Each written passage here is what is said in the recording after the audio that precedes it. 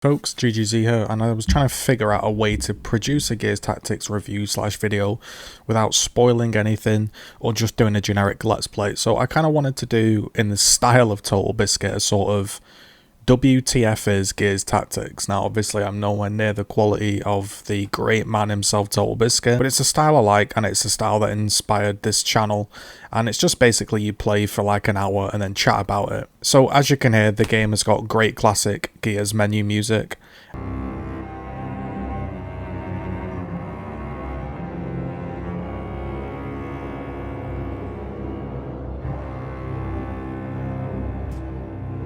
That was one of the things that initially hit me. Now, going into the actual menu options, it's got everything you're going to expect from a AAA title.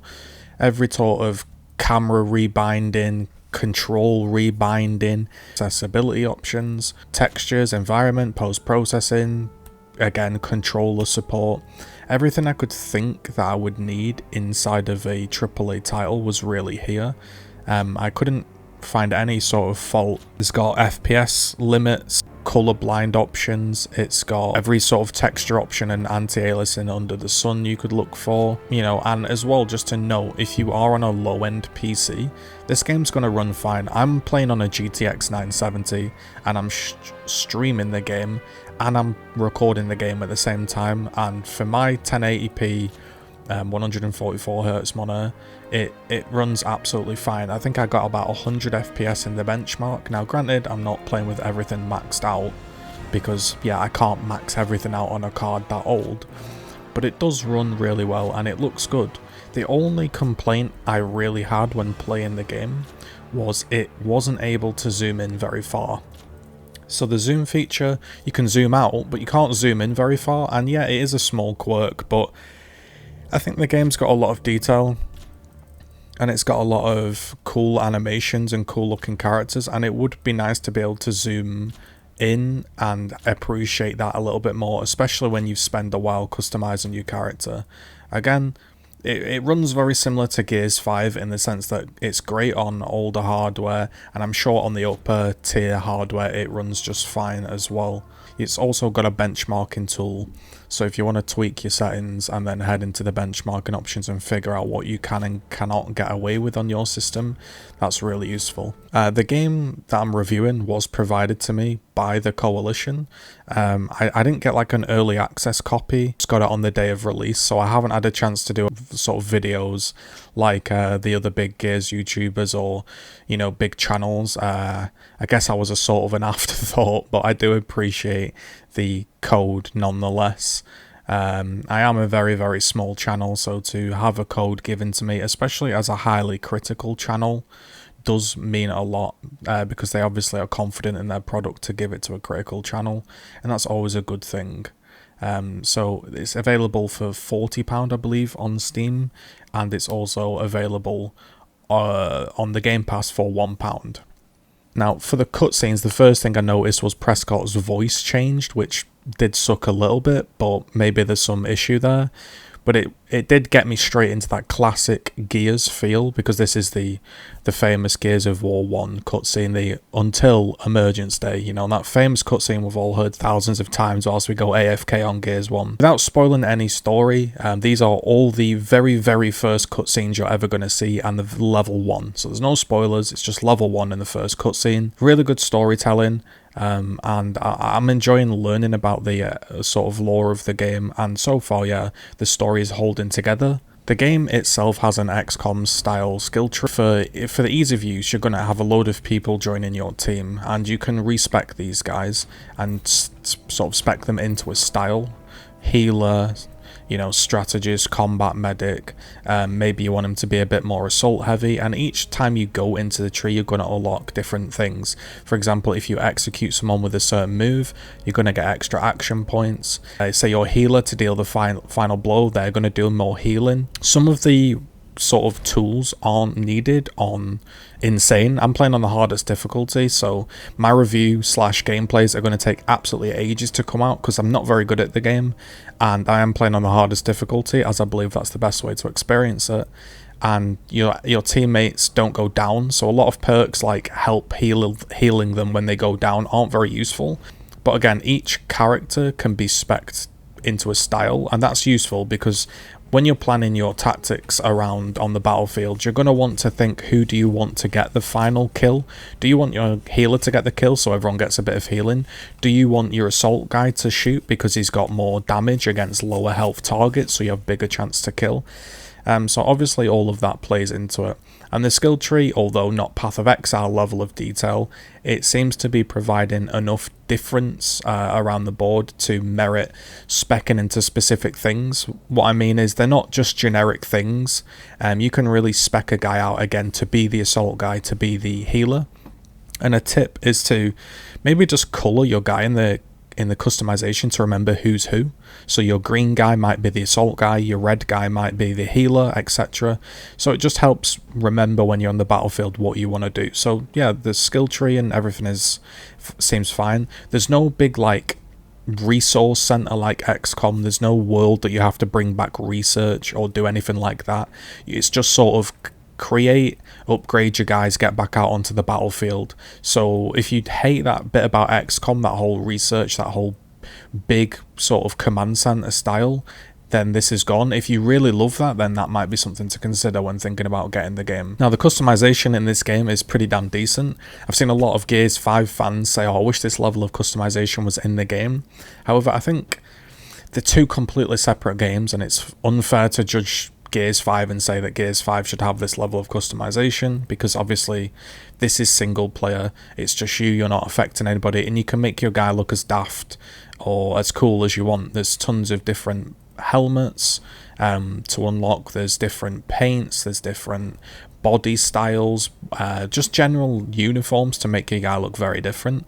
Now, my channel theme is red, yellow, blue for the Colombian flag, hence Sicario. So that's GGZ and then Sicario, and then put them together, Sicario. So I wanted to make a red, yellow, and blue guy. However, we then started to experiment with all the different silly kinds of customization.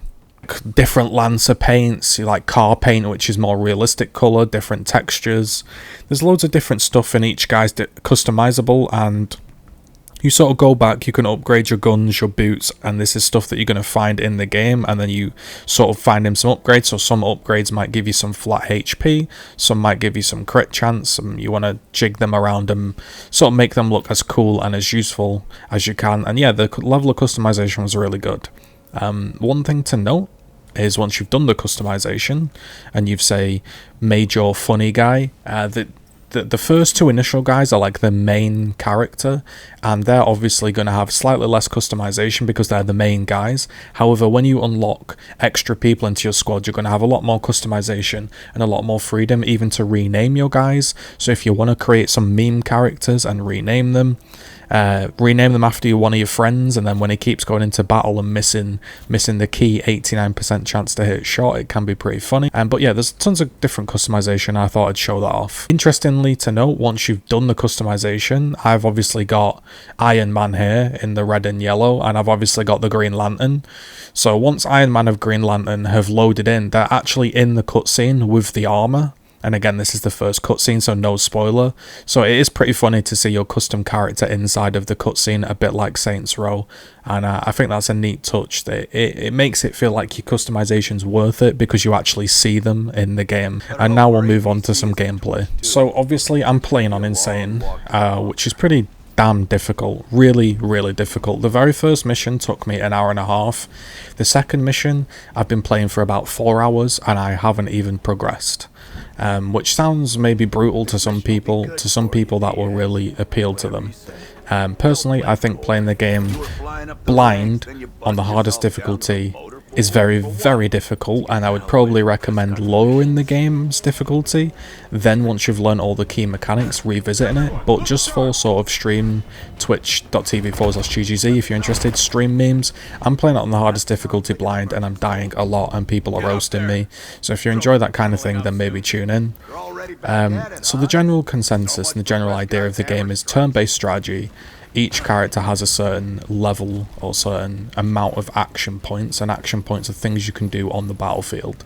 So in this very, very early mission 1, we've got to close an emergence hole. So this is me learning what a grenade does, and you can throw it just like Gears 5, And again, it's going to like ricochet off different areas. You can friendly fire your own team, as we just quickly discovered. And once you've finished, you know, you can reload the last checkpoint and then you go. That's what happens when you die. When your main character dies, boom, it's over. You're back to the beginning. Now on easy difficulties, you're obviously going to get downed. Characters are going to get downed and you're going to have a chance to revive them. On insane, if you die, you die. That's it. And it's pretty damn brutal. So once you load in, you're going to be able to click your character and you're going to do a move point. If you hold the control key, you can do sort of a, how do I word it, like a waypoint, sort of like StarCraft, and you can set a route for him to follow, sort of, and that's what it'll do. So each character at the moment has 3 action points, so that uses all 3 to reach that box, and then he's stuck there, and then it's on to my next character to move. So the idea, if you're brand new to these games, is to position you guys and sort of imagine what the enemy's going to do and position yourself in a way to counter it. As you can see there, when you hold control, you can set a waypoint, and you can only go so far. The only, I guess, downside that I've really found, if I could be niggly and nitpicky, there's no grid on the floor, so you don't immediately know how far you can travel. You sort of have to test it. But once you've set your waypoint and you think about what you want to do, you can, yeah, you move your guy, and that's that.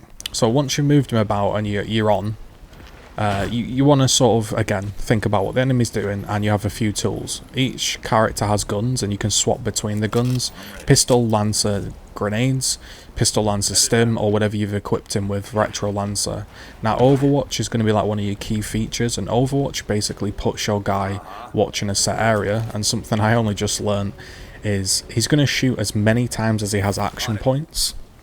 So if you're doing this and you're doing a defensive maneuver, it's probably not best to put him on Overwatch with just 1 point remaining, because he's not going to shoot very much. Also, when the game introduces an enemy, it obviously has a cool intro scene, and each character has their own intro scene, which for me as a Gears of War fan that's played the franchise for a long time is very interesting. Now if you've never played Gears of War and it's your first time trying out this type of game, maybe this won't be as cool to you, but for me, seeing the characters in this way, up close and personal, is a really cool thing. So now you've got some enemies and you can see they're setting up their sort of cone of Overwatch. Now there are certain ways to deal with Overwatch. Obviously you can just aim at the guy and kill them, very simply, or you can move up and set your maybe own Overwatch to counter, or you can maybe throw a grenade to disrupt them, or you can swap to your pistol and do a disabling shot, and if it hits, it will disable their Overwatch. So grenades obviously have a limited range, and my objective here is to close the emergence hole. So I'm trying to move up to close and get in range to throw a frag into that hole, whilst also not being killed by all these guys. And that's kind of how the game's going to go. Once you do a certain good action, maybe you throw a grenade and kill 3 or 4 enemies, or you do a nice snipe shot, or you do a nice, you know, pistol across the map, or whatever it may be, there'll be a cool cutscene that zooms in, and it helps you appreciate the detail of the game. It's damn tough. The game's really tough, but it's rewarding. One thing I'll say about the AI, really good AI. If you're in the mood to sit and grind a game and feel like a good sense of achievement once you've completed a level, I would definitely stick with the higher difficulties, because the AI feels almost like you're playing a player. You know, in some games where you like make a slight mistake and you think, oh, I messed up there, but it doesn't get punished. In this, you get punished. Again, you're going to have to reload your gun occasionally, but you can see there that guy shot twice because he had 2 action points available, which allowed him to Overwatch twice. Whereas my other guy, Sid, because he didn't have many bullets, he only shot once. So you've got to keep track of reloading, you've got to keep track of action points and where the enemy are going. And I'm trying to do this review without revealing too much. Once you get up close to an enemy, you have an opportunity to execute them. Maybe that's put them on the floor and punch them in the face, like say Gears 5 multiplayer, chainsaw them. You can see there I do a disabling shot on his Overwatch. And again, your role is to simply kill the enemies and move on through the objective. There are crates to pick up in the world, which are going to give you upgrades, and you're also going to get upgrades through just basically playing the game. You're going to meet new characters again that you can customize, and generally I've been enjoying the game. I haven't got very far into the game, to be completely honest with you. Again, I haven't had the game pre-launch. I didn't get a pre-launch copy or anything like that, and I'm brand new to the sort of franchise, and I'm not very good. Occasionally I make mistakes like that where I meant to shoot the guy but I forgot to swap back to my weapon, and all of these things get completely punished on Insane. So it's been a pretty big learning curve playing a game like this. One tip I'll note is just be slow. If you click your character and then click again, it's going to bring up the move. Don't double click, otherwise you're going to get in a situation where you double click, your guy runs out into the open and you get blasted. So that's pretty difficult. It's pretty punishing. Again, you're going to reload, you've got Overwatch, you've got grenades, you've got the ability to plant a grenade. So what you can do is you can plant a grenade. If you know where they're going to push you, plant a grenade and then fall back. Again, that's me taking him out with a pistol because once again choosing the wrong gun. And there is a lot of enemies. This is just a small non-spoiler showcase, but as you move on into the game, there's going to be wretches, there's going to be boss battles, there's going to be more and more enemies than XCOM. What I mean by that is, on XCOM, there's only a set amount of enemies that appear on the screen, and that's the same for this game, I guess, but I guess how to word it is that you just get flooded with enemies. Like, you'll turn the corner and you'll see like 12 guys, and there'll be 2 of you, and you're just like, there's no way I can possibly get out of this situation. You can see there I'm stim grenading myself to heal. On the easier difficulties, you'll be able to revive your teammates. On this, it's not an option. So as you see, you can push up to a guy and do an execution, and it'll play a cutscene of you executing the guy, and it's just been really enjoyable. It's really hard to play on Insane, and a few people got bored in my stream yesterday because I kept dying for so long. They were like, are you not finding this boring? Well, I played Sekiro and I died against Ishin, the Sword Saint, for about 5 hours, but it's kind of like that. Once you actually complete the level, it feels super rewarding, and I'm in no rush to complete this.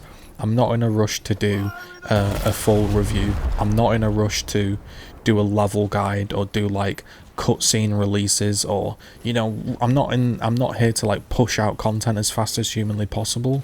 I'm here to enjoy the game, and for me, enjoying the game is playing on that tougher difficulty. So yeah, maybe I'm screwing myself over. Maybe I should be rushing through the game at the speed of light to get all of the videos out, do some let's plays, you know, because I'm sure people want to watch it. But for me personally, I don't find that enjoyable just to mindlessly walk through a game. At that point, I feel like I may as well be watching it on YouTube rather than playing it. So I stuck it on Insane, and it's very challenging. And I keep saying that because I want you to know that if you stick it on Insane and you're new to the game, you're going to get absolutely blasted, but it's going to feel very rewarding when you do it because the AI is so challenging. So overall, I'm enjoying the game so far. I think definitely pick it up on Game Pass if you've got it and you've got a sort of low to... Yeah, even if you've got a low-end PC, it's going to be fine running it. And for £1, you can always try your best and see if you can run it. The Steam version, I don't know too much if there's any difference between the Steam and games. I keep calling it Games for Windows Live. That's how much of an OG boomer I am. The Windows Store version, I don't think there's any difference at all. But yeah, I thought I'd just show you this gameplay and let you sort of just hear my thoughts on it initially. Again, the one thing I do want to put across is it really does have a Gears of War 1 vibe.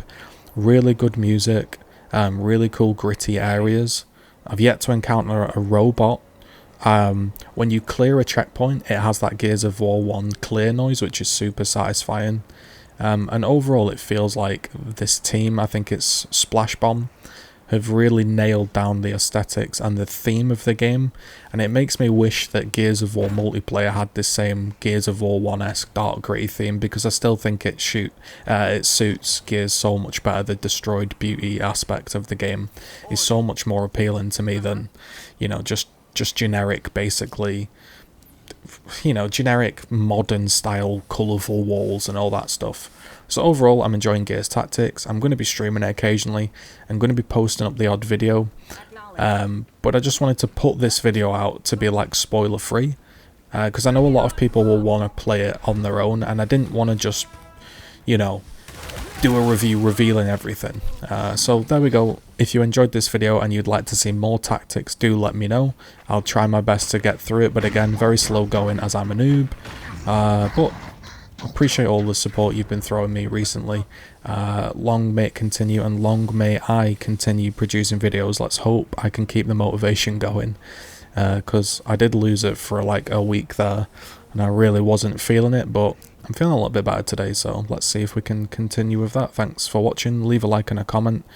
Links down in the description to support the content goal, to support the stream, to support the YouTube channel. Trying to just make fun videos for you basically, so thanks for watching.